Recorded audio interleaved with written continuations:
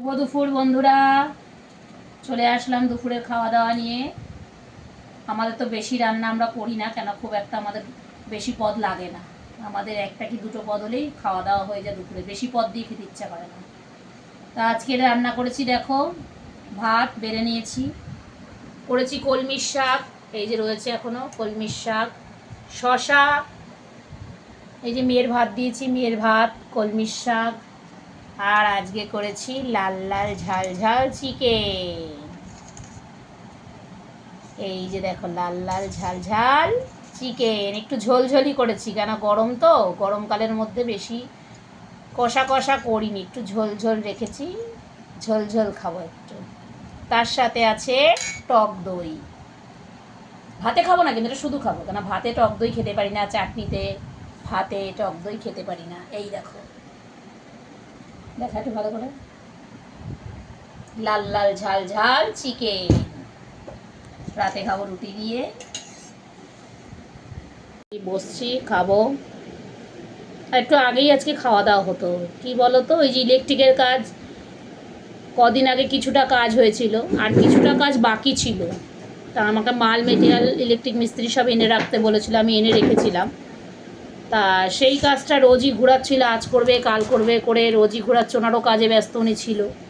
তা সেই জন্য প্রায় 10-12 দিন আগে মালগুলো কিনে রেখেছিলাম। তা উনি কাজে আসবে বলেছিল, আমি যখন দীঘায় গেলাম ওই সময় আসবে বলেছিল। আমার একটু মেখে দাও। তা ওই সময় ওনাকে বললাম যে আমি বাড়ি থাকবো না।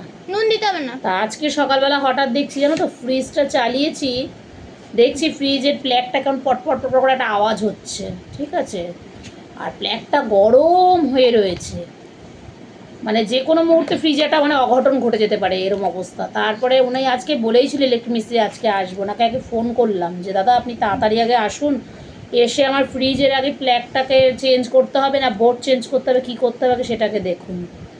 তারপরে উনি এই একটু আগে এসেছিলেন, এসে সমস্ত কিছু টুকটাক বাড়িতে কাজ বাকি যেগুলো ছিল ওগুলোকে করে দিয়ে গেলেন।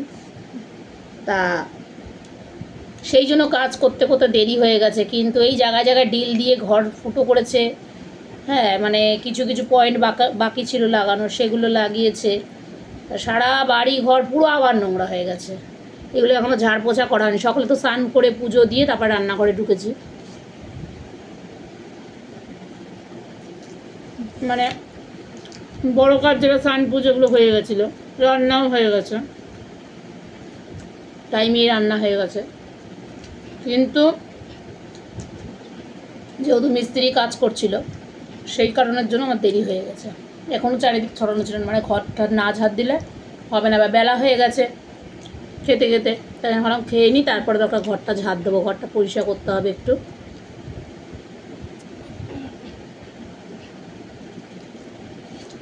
কালকে অনেক জায়গায় নাকি বৃষ্টি হয়েছে ভালো, আমাদের এখানে হয়েছে, খুব একটা হয়নি। সন্ধ্যা থেকেই 7:30 পর্যন্ত হয়েছিল, রাত্রিটা একটু মোটামুটি গরম কম ছিল, ঠান্ডা ঠান্ডা একটু ছিল। আজকের গরম আবার সকাল থেকে ভালো গরম পড়ে গেছে, রোদ উঠেছে, গরম পড়েছে ভালোই। আমার ছেলে যেখানে থাকে ওখানে নাকি মাঝরাত্রির দিয়ে খুব বৃষ্টি হয়েছে, একটু আগে ফোন করলো, ওগুলো মুষলধারা বৃষ্টি হচ্ছে। ওখানে বৃষ্টি হয় না, আবার যখন হয় টানা একভাবে 2-3 মাস বৃষ্টি হয় পুরো, মানে প্রায় অক্টোবর পর্যন্ত বৃষ্টি হয় টানা। তা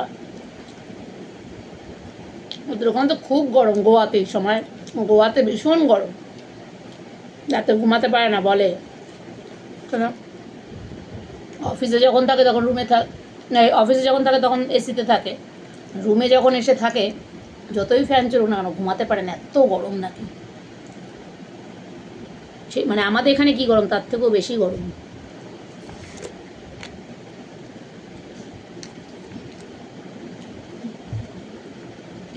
অনেক বাড়িতে আছে মাংস করলে, মাছ করলে ডাল লাগে, ডাল ছাড়া ভাত খেতেই পারে, অনেক বাড়িতে আছে। আমাদের আবার মাছ মাংস করলে ডাল লাগে না, আমার মেয়ে তো ডাল পছন্দই করে না, ডাল পাতেই নিতে চায় না, তোমরা জানো ভালো মতন।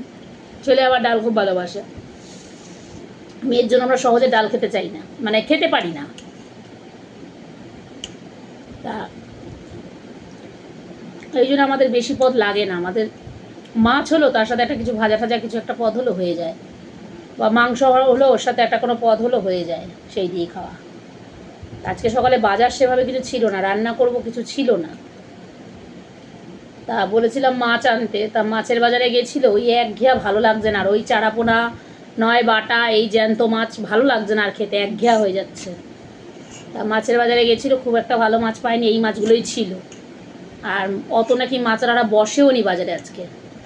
তারপরে চিকেন নিয়ে আসলে, এবার কি আনলে পরে ওই অত তাড়াহুড়ো করে হয় না, বাজার যখন নিয়ে এসছে 10:45 বাজে, 10:30টায় বেরোবে, আমি কি করে রান্নাটা করে দিই বলো? কেটে ফেটে কাটাকুটি রান্না। করতে হবে, গুছাতে হবে, আমি কি করে করি? আর না তারপরে মাংসটা এনে, আমি তখন পুজো দিচ্ছিলাম, মাংসটা আনলো, আমি ভাত বসালাম, আমার দাদাভাই মাংসটা মানে ধুয়ে ঠুয়ে দিল, দেওয়ার পরে তারপরে আমি তো বললাম যে তুমি কেটে দাও, কেটে ফেটে গুছিয়ে দিলাম, আমি ঝপাঝপ ঝপাঝপ রান্নাটা করে ওকে শুধু মাংস ভাতই দিলাম, আমার শাকটা আর দিতে পারিনি আজকে।